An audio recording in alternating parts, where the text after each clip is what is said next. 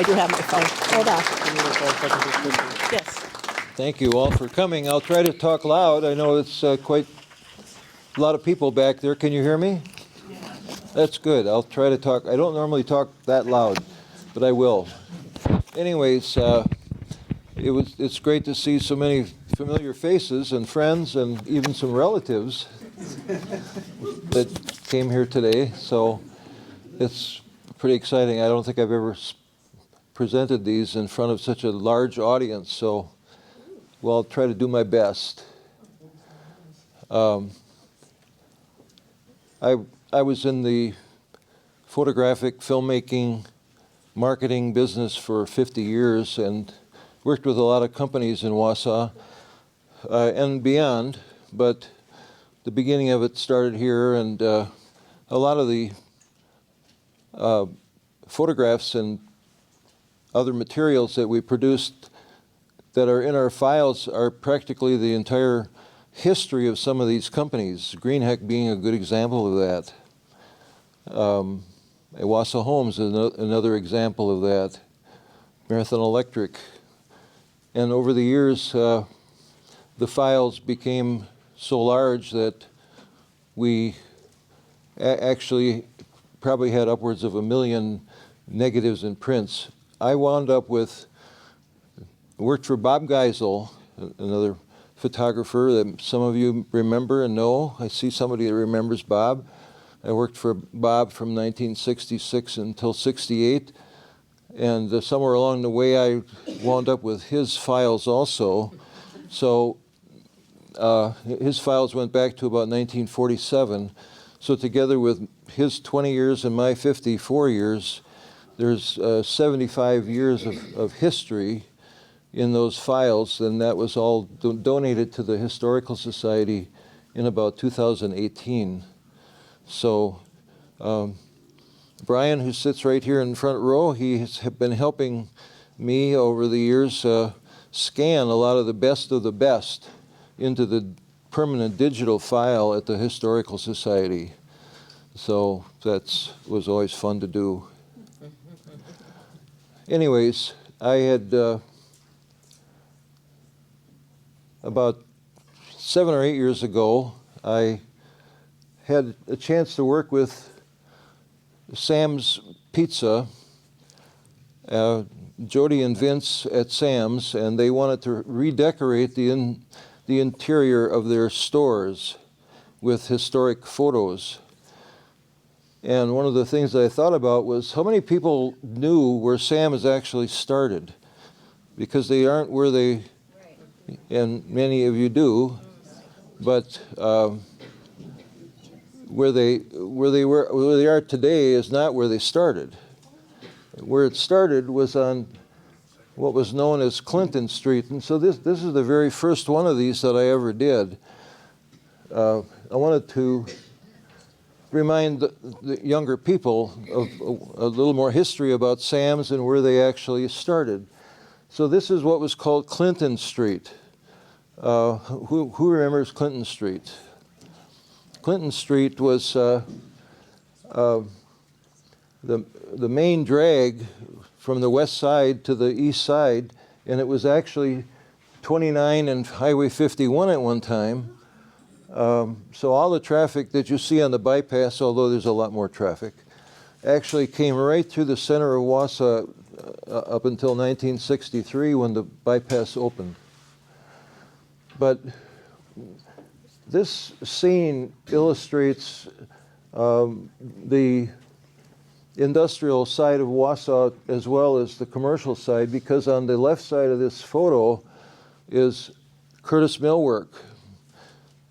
Curtis Millwork came to Wausau in 1881, and at one point they grew to having a staff of 600 people.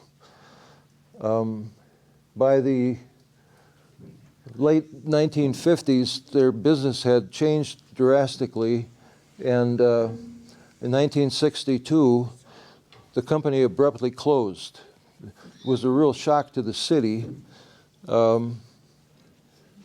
in the fact that there weren't the kind of laws we have today that people had to companies had to forewarn about a closing of a company. So it was overnight. It was locked. It was closed. On the right side of the street.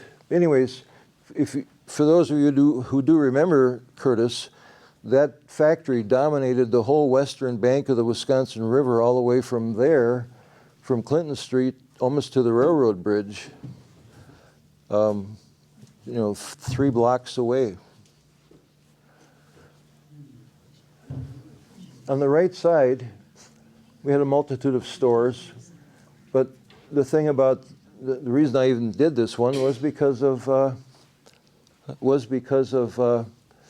Tony and Mary Perella, who founded Sam's Pizza. They actually came to Wausau from Hibbing, Minnesota. They didn't even intend to come to Wausau. They were hoping to go to La Crosse to open a new Sam's Pizza, and true story, they missed a turn, wound up on Highway 29, and wound up in Wausau. A couple days passed, and Mary convinced Tony that let's just do it here. And this building was available because Baseman Shoe Store had already moved. And I'll tell you, I'll get to that a little bit later. I'll tell you where they went. But so this was 1958 that Sam's opened up. I only made it 1962 because that's when I graduated from high school.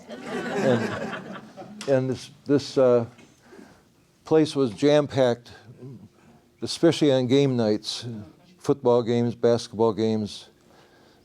Tony was quite the manager of solid people from the door to where the seats started. So that's pretty much the history of that one.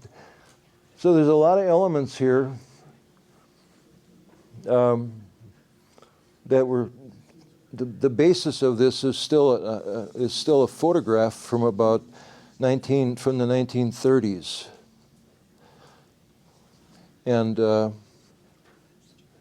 what a lot of the things I do is, and there's a multitude of different ways that I do this, but in this case, I just wanted to update it to about 1962. So, any questions at all?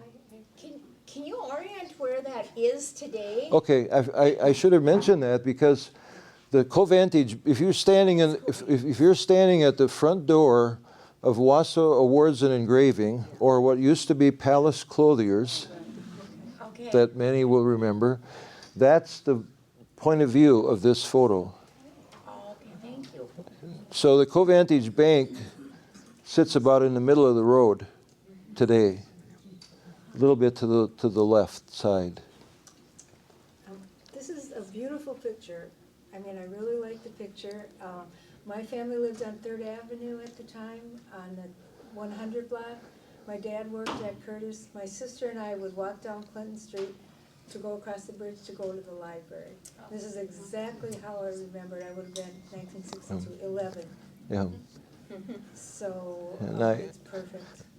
Thank you very much. You're welcome. I have the same identical memories of walking this street, smelling the sawdust and the pizza. Bob? Yes. What building was Sam's in? They're in this building. This was where Baseman Shoe Store was. That's the Sam's sign. Okay. That sign. Oops. That. Hold on. Rebooting. That sign is actually sitting in the basement of the Elm Street store. I don't even know how they got it down the steps, but it's sitting. It's down there in the corner, and it's probably, it's at least 10 feet long.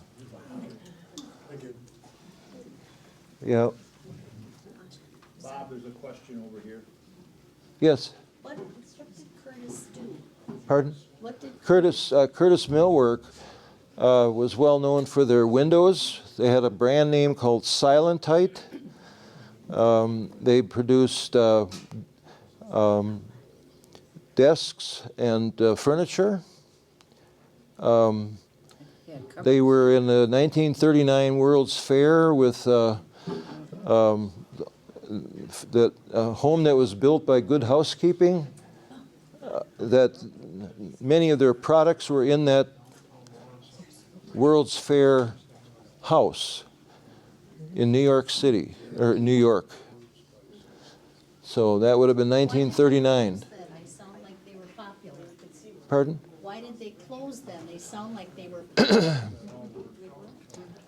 Well, the company was owned by Curtis Millwork in Clinton, Iowa. Hence the name of this street, even. So they were actually as huge as it was still a branch of the company in Iowa, Clinton, Iowa.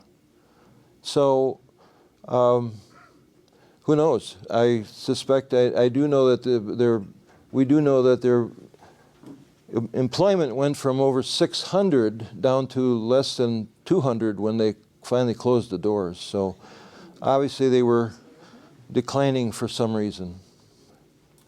That I don't remember. Yes? If you're standing here and your car's here and you make a right-hand turn on First Avenue, that takes you way out to Thomas Street, which is now Thomas Street, is that, and north, way north on First Avenue, is that correct? Well, back then everything was two-way streets yet, but Right, but I mean, now you would take your way out to Thomas Street, it goes up to the bridge. well, if you went north, you would eventually get to Highway 51. Right, but south you would get to Thomas Street, is that? Yeah, you would get to Yeah, Thomas that's Street. what I thought. Yeah, Okay. yeah. All right, we'll go to the next one. There's 24 of these, by the way. So, did anybody bring a lunch or anything? We'll go a little quicker here. So this scene is Stewart Avenue and 17th Avenue, and the history of Horrock's gas station is that George Horrock built this original station on family farmland in 1937. And it was, one of the very early buildings that went beyond Marathon Park. And the Horrocks owned the land all the way up to today. What is that real long motel that's there? If you go up that way. So, but anyways, they also operated. George's sister and her husband operated what was known as the Bright Spot root beer stand. On down the way, you had Statine Mutual was already there. West Hill Floral was back here. And of course, we have Zell's across the street, but we'll get to that too later. They built a new gas station in 1972, and that's when George's Restaurant came about. And the station was torn down in 2010. I'm blocking the view here of some people. Yes? That 29 supermarket, do you remember when you went to 29 supermarket, you got your groceries, you put them in a cart, and they shot them underneath the parking lot, and they came up and you drove up? It was the first drive up Yeah. grocery pickup in Yeah. it We all remember that as kids, to run over to the elevator that went underneath the ground and to watch and see how far you could see the groceries going underneath the road. I think many remember that, right? Escalator. Escalade. It was called the Escalade. And that, by the way, we'll get to that because there's another photo of this. But I'll tell a story about the Escalade. But you can go to the next one. So this is the other side of the street.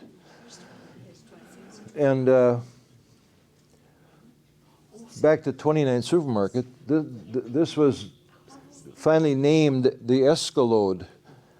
And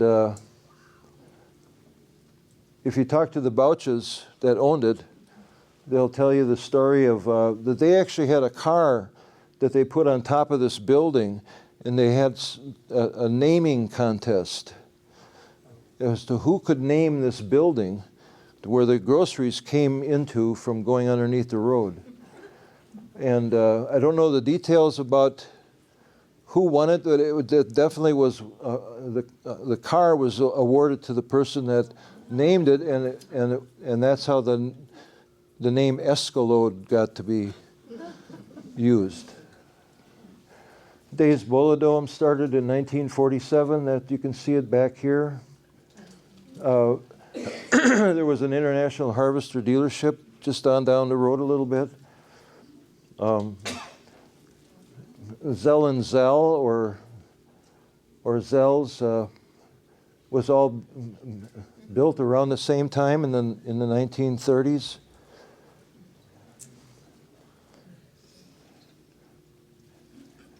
'29 was probably, I'm not sure about the date, but I would say it was probably built in 54, 55. So I guess we can, is there any other questions? What's the foreground building there? Right on the corner. That was called Zell's Tap, or back before that it was simply, when both of the brothers were alive, it was Zell and Zell.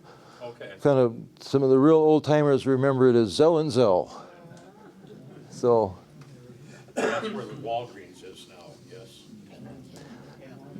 that's something I should have mentioned, and I will with all these other ones, but today this is where Walgreens is. And keep in mind, 17th was 17th Avenue was a pretty narrow road back then, when Walgreens actually sits way back here, you know. I was told that Zell and Zell wasn't in the city exactly.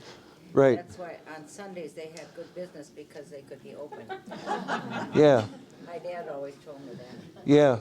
Other taverns had to close, but Zell Yeah. and Zell was open.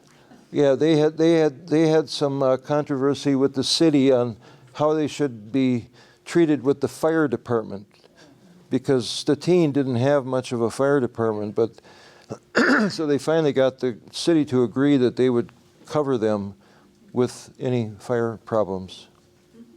Yeah. Okay.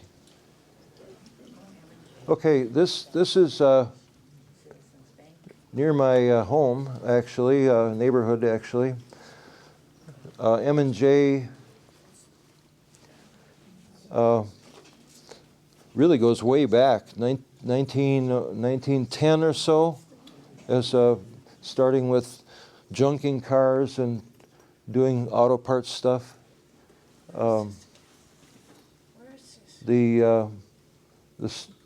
Many of you probably remember Dr. Al Stammer. Yes. His office was on the second floor, right there. The Citizens Bank was down below. What bank? Citizens Bank. Oh, okay. Yeah.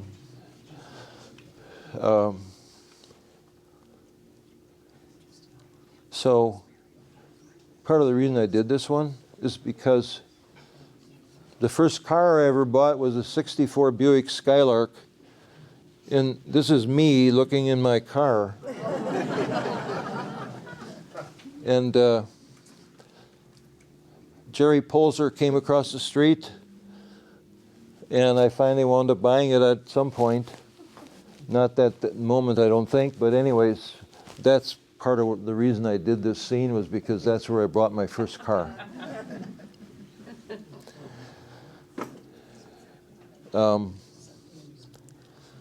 Dr. Stammer came to Wausau in 1935. His first offices were actually above Palace Clothiers.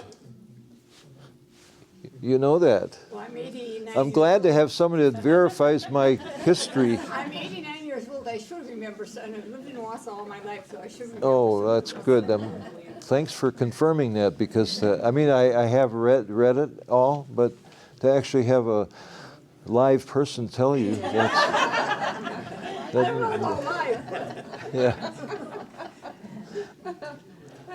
Okay. Where's that now? This building still exists. These buildings are totally gone. Stewart Avenue, the extension of Stewart Avenue runs along these railroad tracks back here that eventually meet up with the bridge. Stomer's Clinic, isn't that actually Citizens Bank building? Right there? Pardon? Isn't that Citizens Bank building where his office was upstairs? Yes.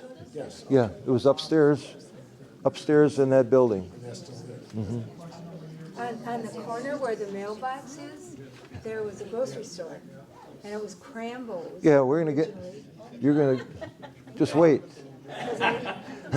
Just wait. What is it? Just wait. I'm ruining your program. No, that's okay. You're gonna be pleasantly surprised.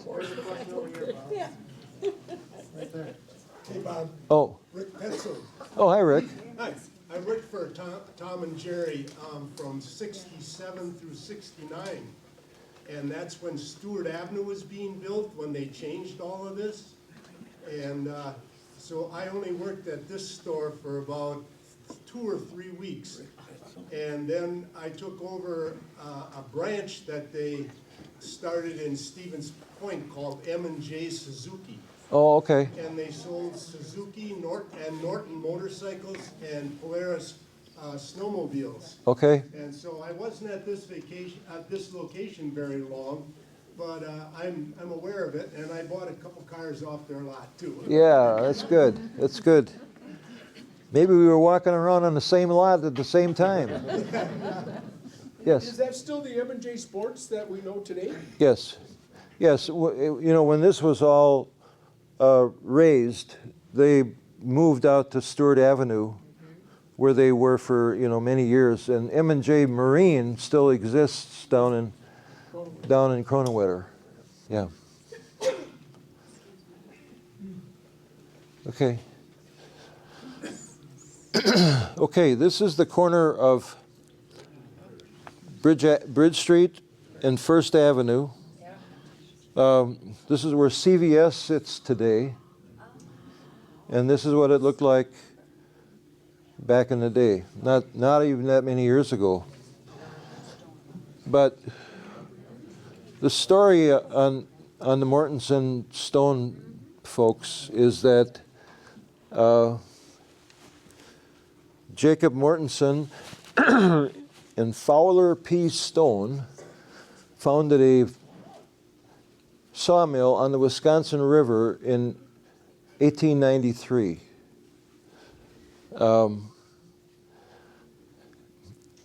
It was located near the Bridge Street Bridge, although there was no bridge there, of course, but that's where they actually started their business.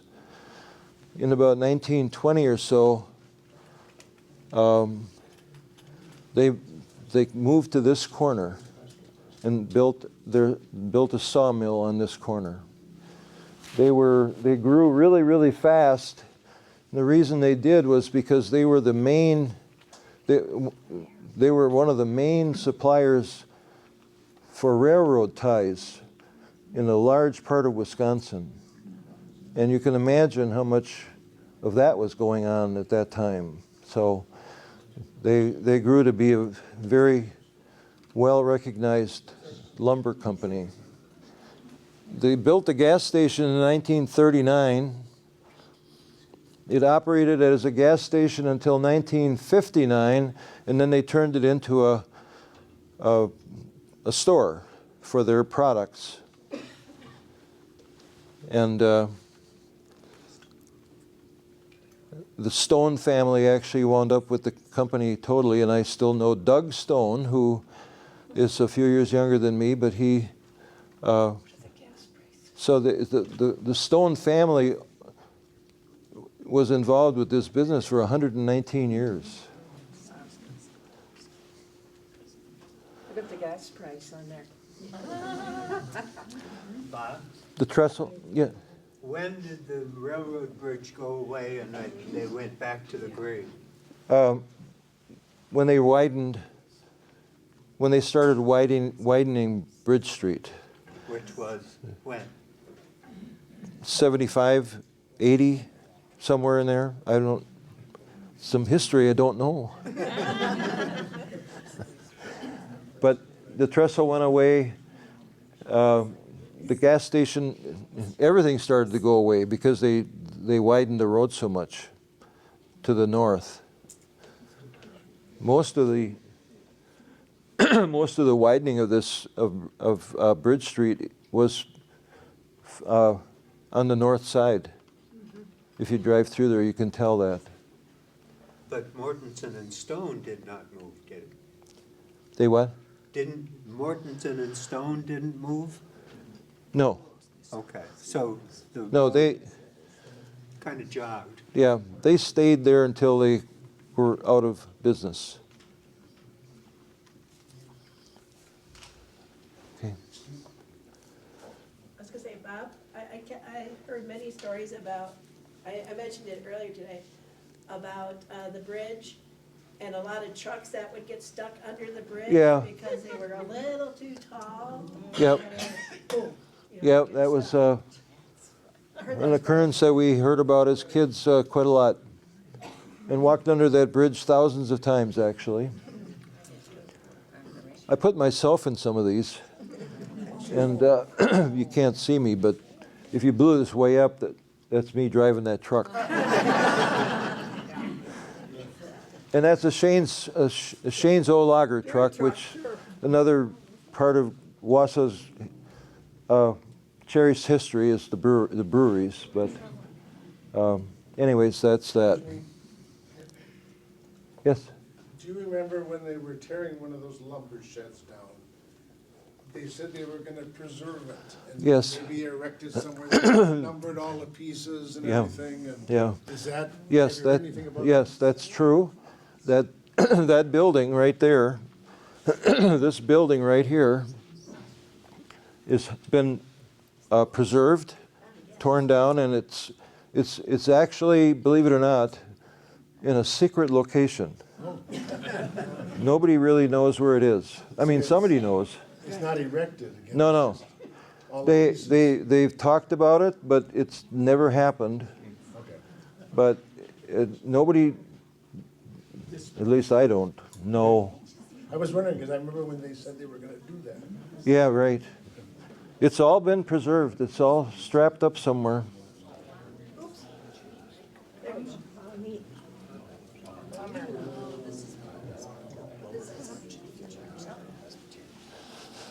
Okay, this is the Plummer Mansion that many of you are familiar with the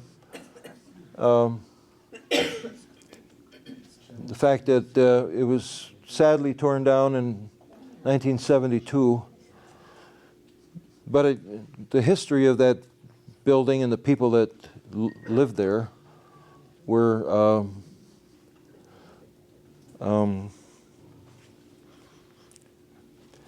Daniel Plummer and his wife Mary came from New Hampshire.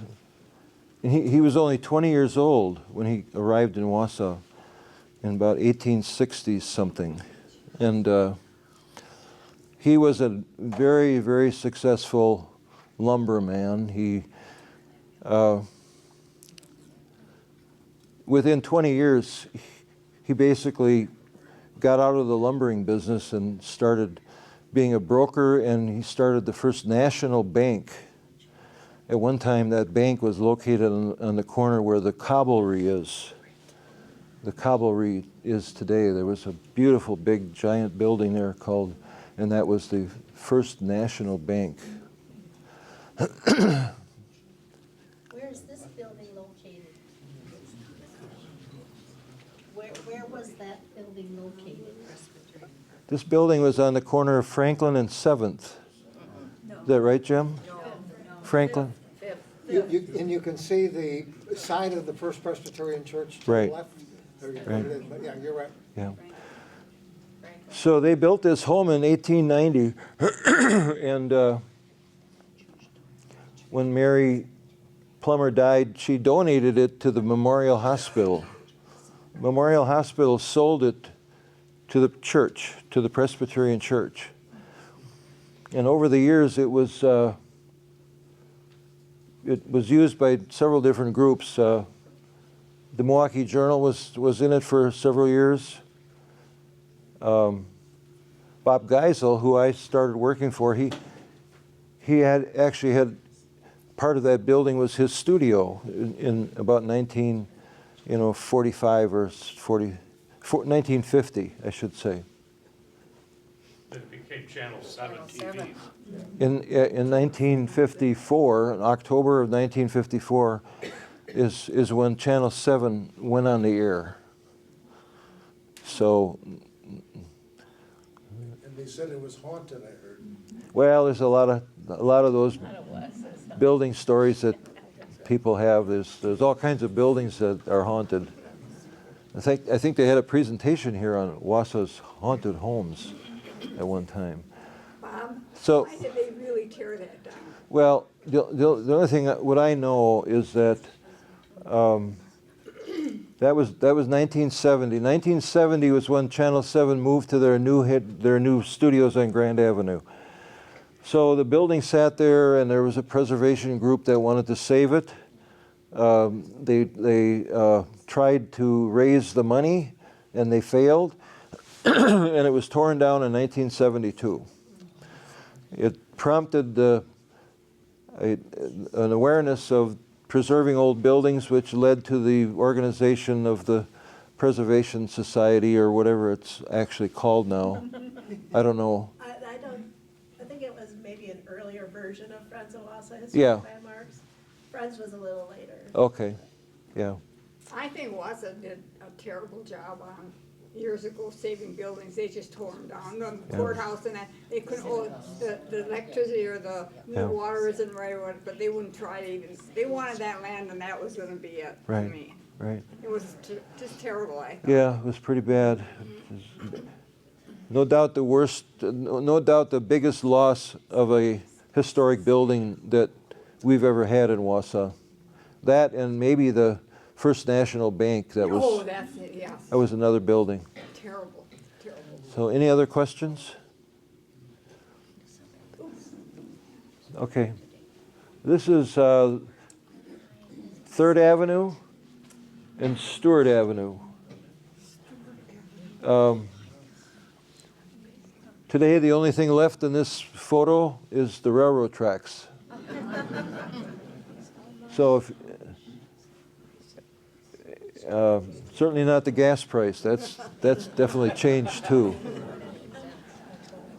I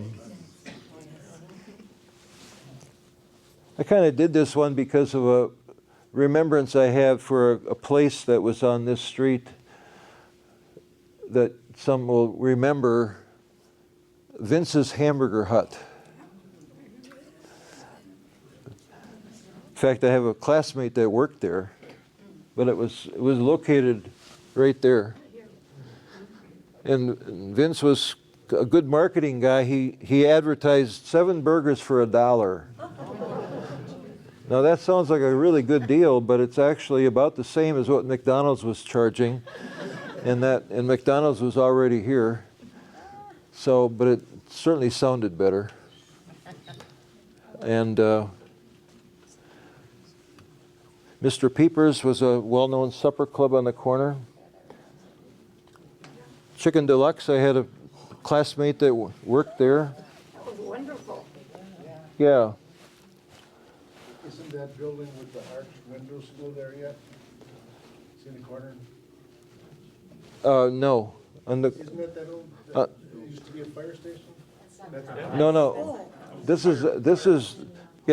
is Stewart Avenue. You're talking about the fire station on Thomas Street. Yeah. Stewart, this is 3rd. This would be a lady that I knew a little bit. Her husband owned Wilson Hurd, Nancy C. Becker. she had a new Corvette every 2 years. And I thought, I gotta do that. I need to put her in one of these. So that would have been Nancy C. Becker driving around. Yes? Point out the door on Peeper's Restaurant. Pardon? Point out the door on Peeper's Restaurant. Oh, yeah. Thank you for mentioning that, Bruce. Mr. Peepers, it was called Peepers, but for some reason we always said Mr. Peepers. But the door was painted gold with a keyhole. That was a big keyhole there. It's kind of hard to see. And the bar area was called Peepers Peep In. Peep In, right? If it was blown up, you could read it. I'm forgetting something here because what I wanted to do was to just pass, if you could pass these down the way, just take a look at them and then pass them along. Here, I'll just start this one here. And just pass it around and hopefully it'll wind up in the back. Here's another one. You can take a look at it. These are the ones, these I've already shown.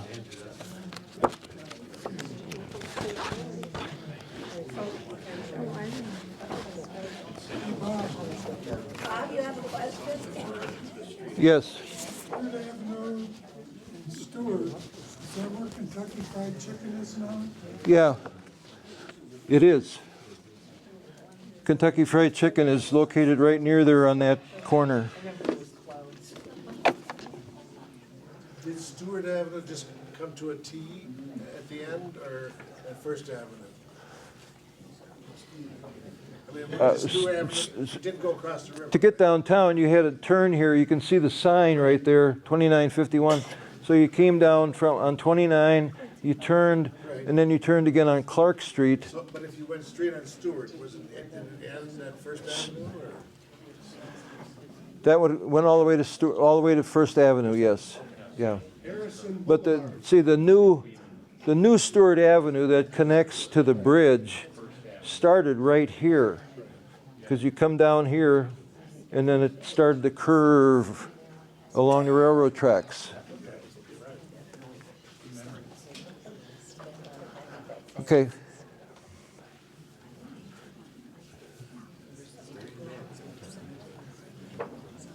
Okay, this is Grand Avenue. This was called Christie's A&W. It was operated by Henry and Margaret Christensen. Oh, yeah. If you happen to know Wayne Christensen, that was his uncle. What's the cemetery? Pine Grove. This is the corner of Weston Avenue and Grand Avenue.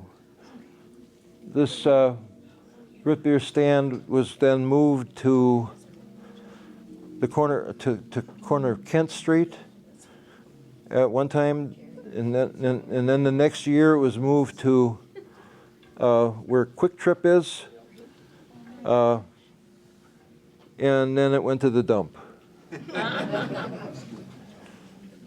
Just as a quick note, somebody posted, this is Christensen's recipe for sloppy joes on the internet. I still make that. Okay. The gas station was D&D Texaco, and Dick Eckerly was a friend. Well, he was the second D in there. He got to be a friend years later. Dick Eckerly. In 1960, this was the Dodge, the DeSoto and Plymouth dealer, owned by Earl Schranz. They operated it until 1964, when Mid-Continental Television bought the property, and in 1965 this became Channel 9.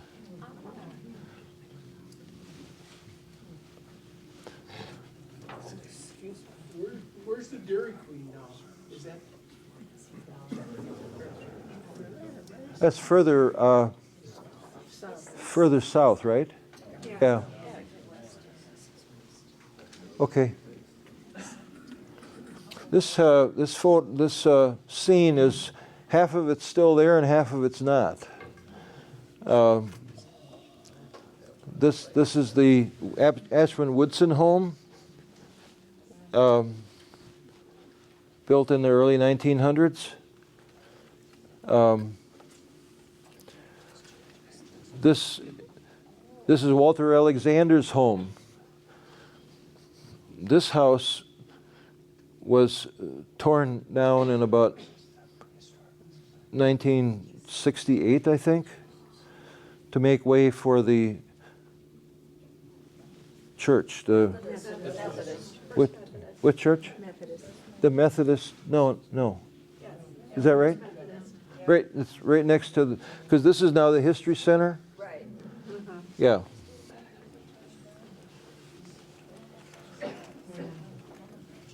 Well, they probably couldn't have moved this house anyway, but the legend was that the Alexander daughter that finally lived in it didn't want anybody else to live in it ever again. I don't know, but that's what's been said. Yeah. Okay. This is the Chicago Northwestern Depot. It was built in 1899.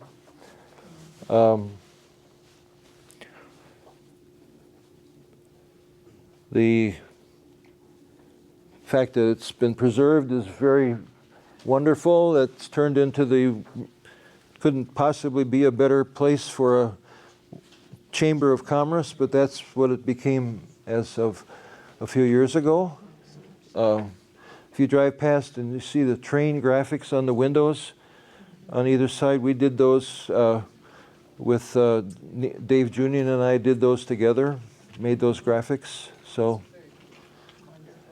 thank you.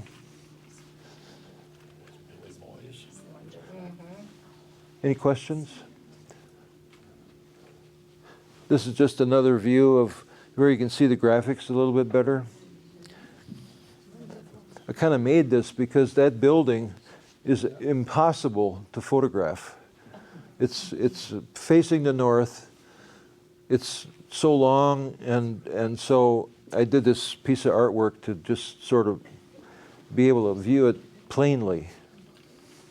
For a long time, that was Billy Moy's Chinese restaurant? Yes, it was Billy Moy's, best known for Billy's Moy's restaurant.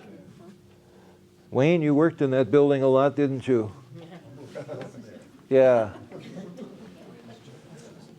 Excuse me. My brother Wayne. I have vague memories as a child driving by there. Was there a factory or something across the street in that triangle there? Island Hotel. We might. I think we're going to get to a scene that you'll see what you might be talking about. Okay. You're right about the Island Motel.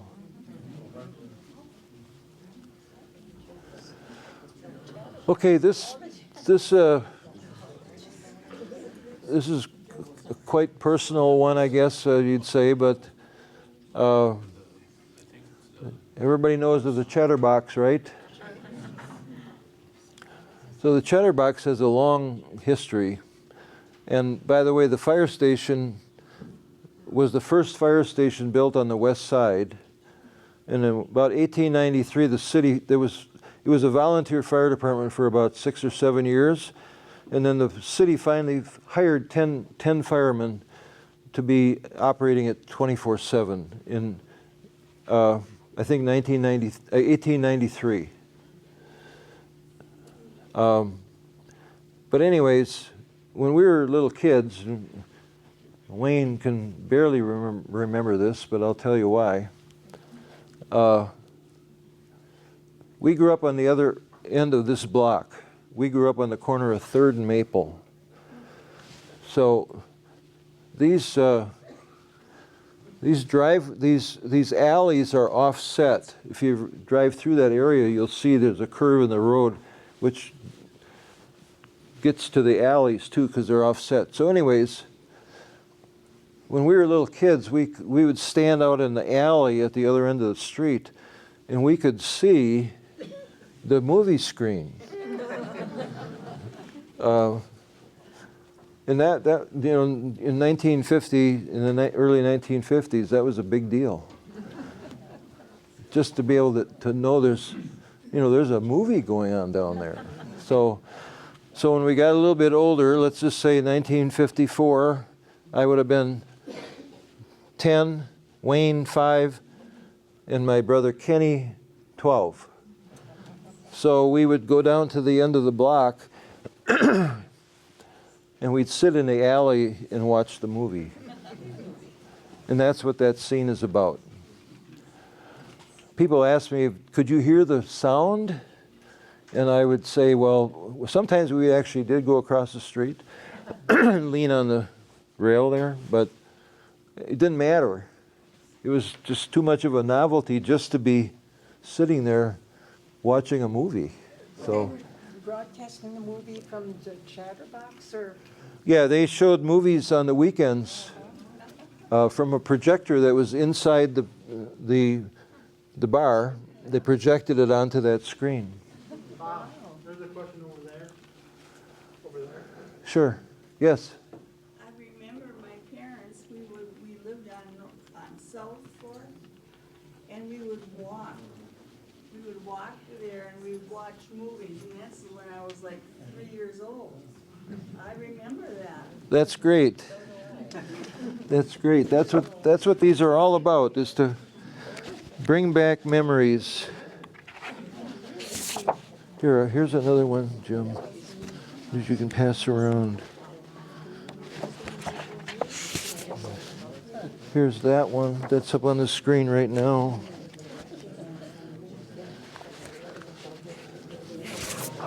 And here's another one that's been up on the screen.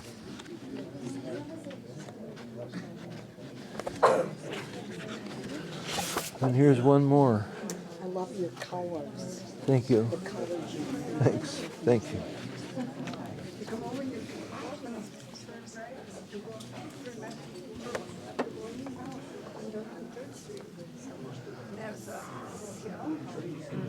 So whoever it was asked about a factory or something nearby the depot. This is the Chicago Northwestern Depot. Across the street was the Island Hotel. Not a factory, but that would have been the closest building. The only other factory would have been Curtis Millwork again, which was across the river. Is there nickel hardware in Yes. These two businesses started very early, like early 1900s, that both of these businesses were built.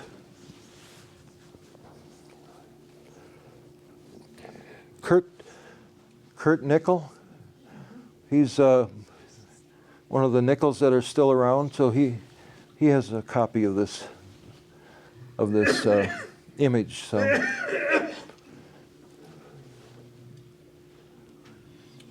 That's called The island, the kayak statue sits right about where the Island Hotel is. Just as a point of reference here, these were all two-way streets yet, in 1954. So you had cars going up over the bridge both ways and cars coming back this way. There's a dam. That's called Clark's Island? This is called Clark Island, right? And what was it named after? I don't know that. Does anybody know? Clark Island, how it got its name. Okay. We'll move on. Next one. Oh, okay. This is kind of a novelty one that I did for my friend Lauren Jorsted, who hung out there a lot. He wanted to know if I would do it. But this goes back to when the southwest part of Wausau was still the town of Rib Mountain. So in the town of Rib Mountain, you could have beer bars. You couldn't have beer bars in the city. This was located, if you headed down to the Eagles Landing and you took the last street to the east, that was M Street. And if you took that all the way to the end, and you can see the Wisconsin River here in the background, that's where that was located. And it was Frank's Hideout. How many years did Frank's Hideout go underwater in the spring? I don't know. Do you know? I went there often. Oh, okay. Good. Should be fun for you to see this then. Oh, I love this thing. And I'm not joking, you know. Yeah. Parts of it would be underwater. Yeah, I'm sure. Somebody say, oh, go to Frank's, and not today, it won't. Yeah. Is that still there? No, that building is gone. Yeah.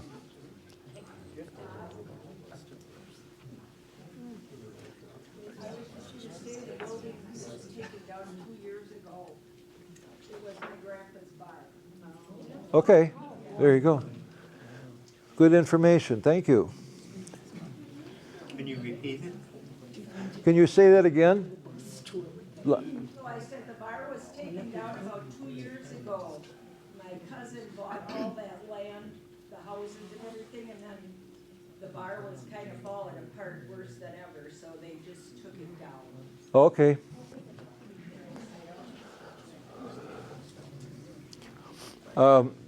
This is obviously the Grant Street Depot, the Milwaukee Road Depot. This depot was built in 1901. And the reason they built it so quickly after the Chicago Northwestern, they came in here and they built that beautiful depot in 1899. And the Milwaukee Road just had an old wooden depot here. So they thought, we better get with it and keep up with the scene. And so they built a brand new depot at only 2 years later.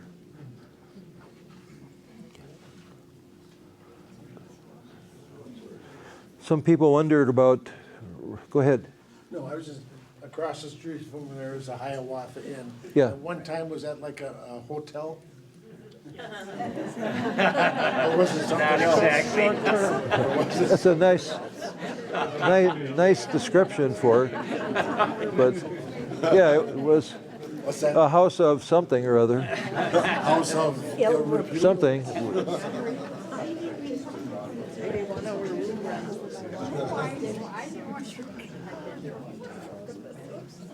People ask about, all the brick around here back in that era when they refurbished the Chicago Northwestern Depot, whether they could find any Ringgold brick, that the building would have been built with Ringgold brick. But it turns out that what happened was the railroad had contracts with companies wherever they were, and they brought everything here on a train. They brought everything here on a train to build depots. So there are no Ringgold bricks in the depots. Yeah. I put this in there because the claim to fame, of course, of the Grant Street Depot is that it became part of the Wausau Insurance logo that was developed in Chicago by Everett McNear, who was an artist that worked for J. Walter Thompson. And this actually is a combination of the Grant Street Depot and a view of the skyline of Wausau from the Chicago and Northwestern Depot merged together. That's what that is. This is actually a photograph of that I basically colorized, but this is a pure photograph. This is Thomas Street, and it's the first building that was a gas station on the corner of 6th and, or 7th. 6th Avenue and Thomas Street. It was also an Indian motorcycle dealership. And there's several photos that I found of brand new Indian motorcycles in crates that are sitting outside this building. Yeah. And these are all Indian motorcycles that are sitting there. There's even a logo above the door. But what happened to this gas station in years following is, and you can go on, it became Orville Gritzmacher's gas station. That's the same building, but it was expanded. Orville Gritzmacher was quite a guy, and he was well known for his 1926 Mack truck that he drove in parades for probably 30 years at least. But I wanted to do this scene mostly because of that truck, because it always sat outside the building. And he would, the only other thing he did with that truck was he would give kids a ride, and he would go through Marathon Park with it. So, and I think you can go to the next one. I was going to just ask Bob, is this the brown building that's Yes. still there? Yeah, it's a resale building now that's owned by Bruce Flora. Yeah. Is that on the north side of the street then? Yeah. It's on the north side of the street. Yeah. Oh, yeah, they have these things. Yeah. Oh, good to know. So that's the truck, maybe driving through Marathon Park. I left it in here because just to see the truck, but I'm not really finished with this because there's nobody in the truck.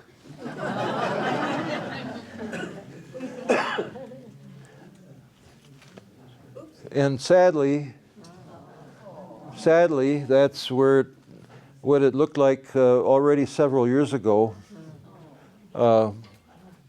Today, people claim that it's sitting up in a field up towards Minnesota Mining off of 3rd Avenue. I'm not convinced that that's the same truck, but you would certainly not recognize it at all unless you really got into it. And I haven't done that, but I'm not convinced that that's it. And this is a great clothing store that we all remember as kids. They, not only because they had big and tall, which we didn't need back then, but they had Boy Scout stuff there. And this was one of the early places where E.O. Johnson started. And if my friend John Mastoris, who was going to come down from Tomahawk today but couldn't make it, if he was here, he was going to stand up and say, this is where I lived. That's where he grew up, in that apartment up there. Yes. So, okay.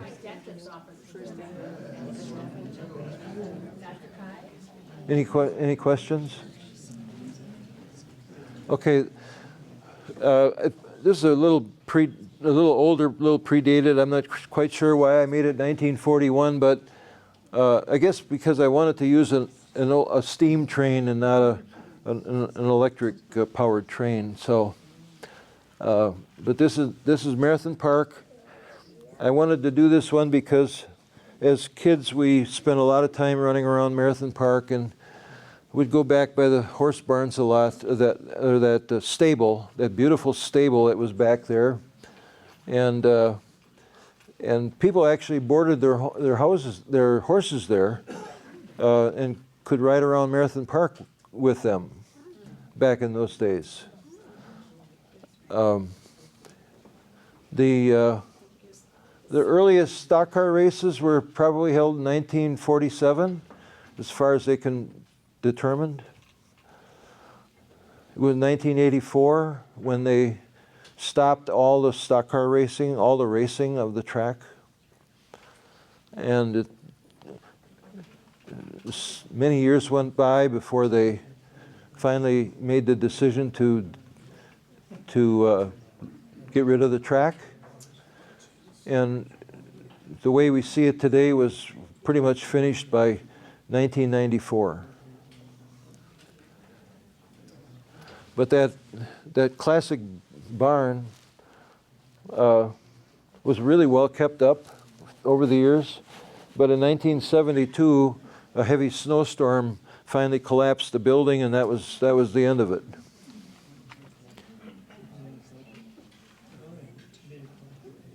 That was pretty famous as a flat track motorcycle race. Yes, yes, it was. Every mountain rider did. Who would forever forget the sound of those motorcycles taking off? That's for sure. And the stock car races were a huge hit always. Ernie Durr, and a lot of those famous names from back then. Okay. Question over there. Okay, this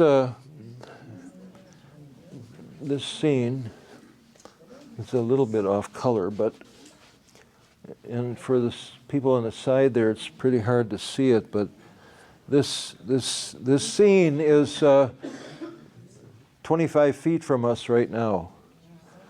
This scene is the parking lot right outside this building. And the reason I did this one was because it was for one person that's in this scene, and that is Miss Florence Hensey. And everybody remembers Miss Hensey. If you want to look at this closer here later, you can. She came to Wausau in 1945, became known as the Story Lady for her incredible talent of gestures and voices in story reading, storytelling. She went around to the schools, and besides the time that she was at the library, she spent time in many of the schools. This is a big deal. Former librarian, that she was named librarian of the Yeah, year. yeah. That would be Yeah. Wisconsin Library Association. Yeah, yeah. She was in 1973. Wonderful. She was just wonderful with kids. I love that. She was named Wisconsin Librarian of the Year in 1973. I wonder if any of her. She was here for. If anything, if there's any videos of her. No, there's very few photos of her. There's one that was somebody put up on Facebook just in the last few days, though. Yeah, I saw that. Yeah, that's a rare photo of her. Yeah. I fell in that fish pond. There were about 4 or 5 of us kids at the library. I don't know, we were probably 8 years old. We could walk there on our own. And anyway, we were monkeying around outside, and it was kind of yucky on the side, and I fell in there. And I remember Miss Hensey yelling out the window, "What are you kids doing? You want to drown yourself?" Then my older brother had to come and get me home, and it was quite a deal. Leave it up to you. How deep was it? It wasn't real deep. No, it was no, it was wasn't deep at all. maybe 3 feet at the most. Down there. Hi, Kelly. Yeah, that was a beautiful place. You hardly ever went to I think everybody could say the same. You hardly ever went to the library in the summertime without going across those stepping stones. I worked with Miss Hensey, and she was so proud of the fact that she always told stories. She never read anything. She Yeah. told them. She was extraordinary. Yeah. Parents and teachers could read the stories, but she was hired to tell stories. And she went to the schools twice a year. And in the fall, she always visited each school to talk to the teachers. And every classroom in the city of Wausau did 1 or 2 library visits. And Washington School students walked to the library every 2 weeks. So she was there for 31 years. 1974, she retired and moved to California. And I don't know much about her after that, but that's how long she was here. And left in 74. Okay. This is just another photo. Part of the James Colby collection. I only put this in here because I enhanced this photo a lot because it was pretty much all faded away on the top part. And I put the telephone lines in and just brought it back to life. But James Colby was a famous photographer here in Wausau. If you've ever had a chance to go through the Colby postcard collection, that was James Colby. And this is Mosinee. This Main Street Mosinee, I should have said that. This is Main Street Mosinee in 1920. So now you go to the next one, and that's Main Street Mosinee 2020. So that's kind of why I put those in there, because they're 100 years apart. And you can go back and forth a few times, Christine.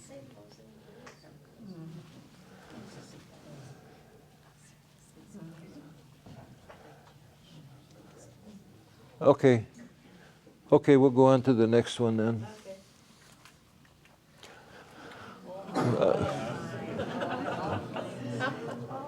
This is basically a photograph, but there really was never a good photo like this of Mountain Lanes, because this one was kind of cut off like right here. So I added, this has all been added to the photo. And then the parking lot and a lot of other things, the sky and the cars and whatever. But anyways, that's the famous old Mountain Lanes, built in 1960, opened in 1964. And was a great hangout for a lot of people for many, many years. Okay. Okay, this is the block that I grew up on, that Wayne, my brother Wayne in the back, Wayne and I grew up on this block. We grew up on the house just on the other side of this building. Wayne happens to own this building. This is where Finnegan's Ice Cream Store has been in the last several years. So you know where you are now on 3rd Avenue.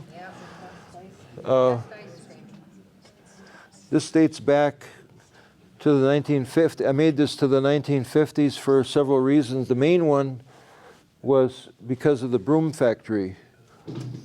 And growing up as kids, and the very first time I showed this to Wayne, he looked at me and he said, "Bob, I can hear the sewing machine right now." Because that was a constant sound that we could hear, was the sewing of the brooms. You grew up one block from me. This must be the 100 block. This is the 100 block. North. This is the 3rd 100 Ave, block. And I lived in the 100 block of South 3rd Ave. So Okay. you grew up a block away from Oh, okay. All right. Very neat. So the broom factory was started in the early 1900s, but not at this location. But once they moved here, they stayed there until they were actually bought by another broom company in Ohio called Vinning Broom. I don't know if they're still around or not, but they claim to be one of the biggest broom manufacturers in the country at that time. Is that where the bait store was, a little farther to the right, maybe? Pardon? Bait store. The bait store? Yeah. Baltz's Bait? Baltz's bait shop was right next door. Wayne still keeps in touch with and watches over the lady that still lives there. This was called Lee's Bar back at this era, 1950s, but later on it was owned by Gauger. It was called Gauger's Bar, Bill Gauger. Probably one of the more personal things about this image is that we used to go down here and play marbles. And a part of the reason I did this, if you guys can see this, but we would play marbles down here a lot on this. Asphalt wasn't the best to play marbles, but it still was fun. So this might have been me and Billy Vertle and Ricky Remke playing marbles down here. And I remember one of the guys coming out with a broom from that they made in the broom factory, and he'd sweep it off for us.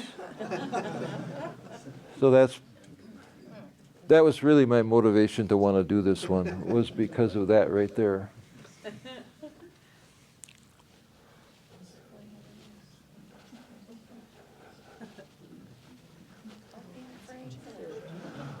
Okay, this is North 3rd Avenue.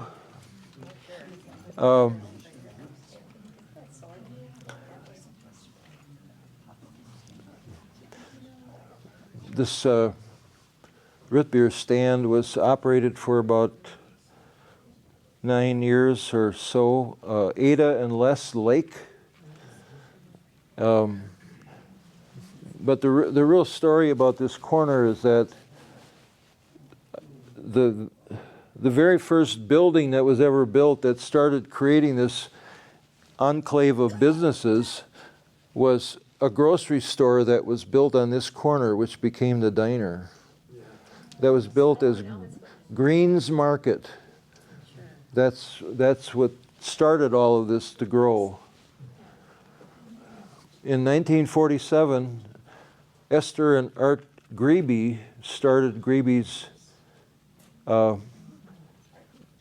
basically tractor supply, because they were licensed to repair J.I. Case tractors.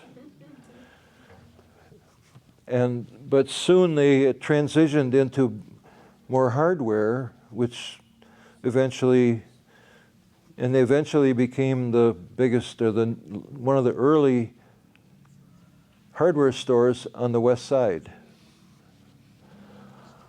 So later on, you had some of these buildings being built, and if people remember Gus Lang Pharmacy or the Ben Franklin store, this gas station here. At one point, Art Grebe had put an addition on his building for Baseman Brothers shoes, because they had left that other location that we looked at way back when, that we looked at a while back. And so they were in an addition to the store on the south side, okay? A few years went by, and Art Grebe goes to them and says, we need the space, so here's what I'm going to do. I'm going to buy this gas station across the street, and we're going to tear it down, and we're going to build a building.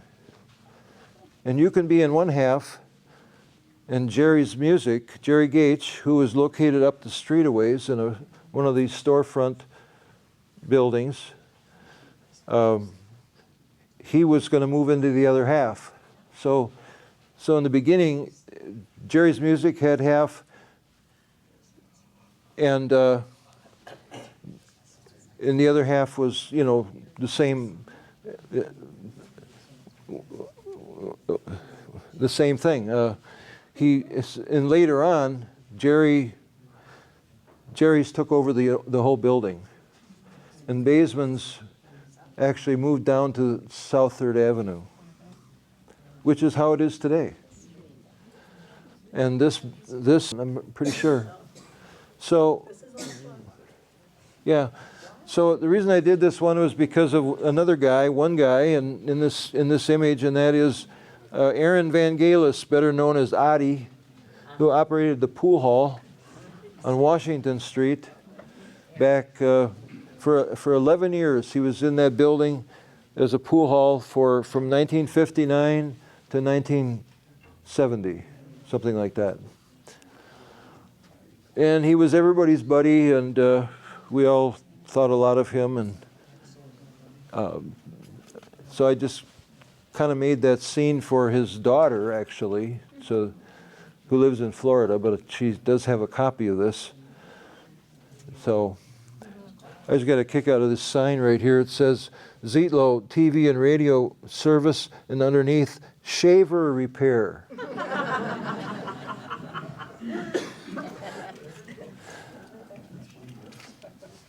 Wausau Cab was owned by a McCallum family, and Tom McCallum was a great friend from high school, so a lot of that goes back to that. Were those all torn down for the mall? Oh, yeah. Yeah, this is the other side of the street that is now the apartment buildings. This is Washington Street. Yeah. So, okay. Behind the blue convertible off on the right side, is that the old jewelry store?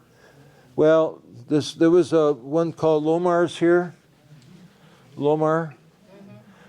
This one right here is kind of a neat story because this was actually Donna Rainville that owned this. It was called Donna's Chateau. It was Donna's Wigs. There was a wig shop. And her and her sister Diane started the loading zone. Yeah.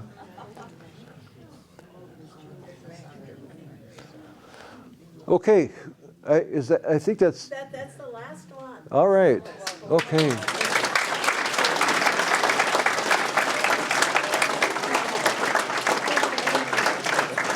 Thank you all very, very